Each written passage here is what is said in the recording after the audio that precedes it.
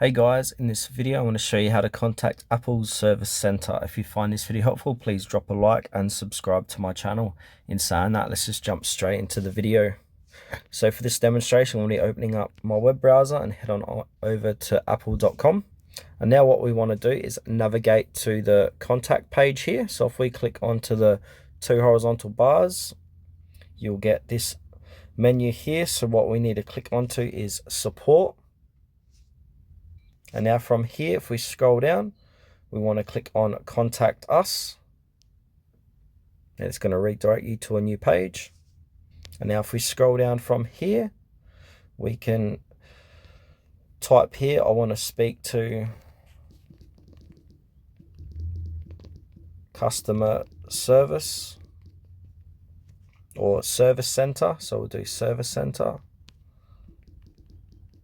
rep, and then click enter.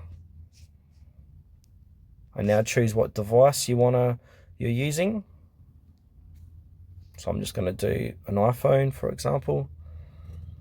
Now click on more down below and click on which best has the best option for you. So I'm just going to click onto, say, charging.